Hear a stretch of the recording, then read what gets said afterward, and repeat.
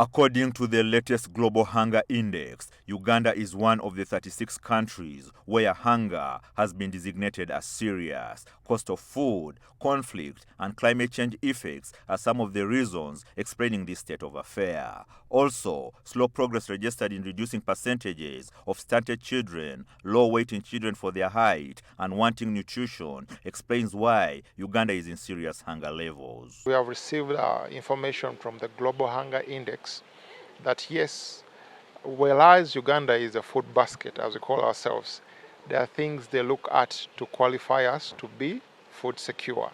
They have looked at things like stunting, wasting, mortality, and undernutrition. That is what they mix to look at the Global Hunger Index. And according to them, Uganda is under the serious, it's a serious case. We are 27.3. And I know one of the contributing factors must be stunting and mortality, because as I've shown you in the national coverage, 26% of children are stunted. We are losing 52 children per 1,000 live births. And I think that can be combated. The weakness in our systems, the weakness in our structures, the weakness in our political commitment to end hunger in this country are reflected in these figures. So the woman is still struggling to find a nini pot, walk miles to find water, walk miles to find fuel, to cook the food. And then at the end of the day we come back and we say Uganda is hungry, Ugandan is malnourished. Why not? The intention of the report is to get rid of hunger, but is everybody in the position of authority is in the same wavelength? And it's a report that looks around the levels of hunger at global level, regional and country level. And while looking at the different data in different countries, what is meant really is a call to action.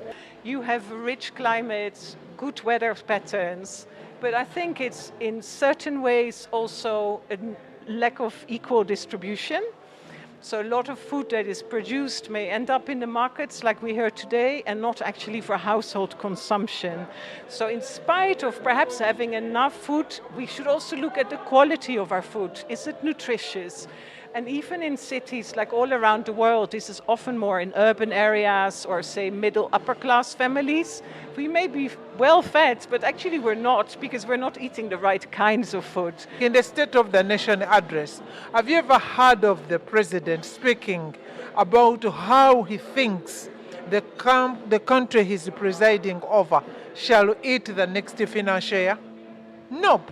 That means they are assuming that food somehow will fall in place, which doesn't exactly happen that way. Ismail Musa, Ladu, NTV, Weekend Edition.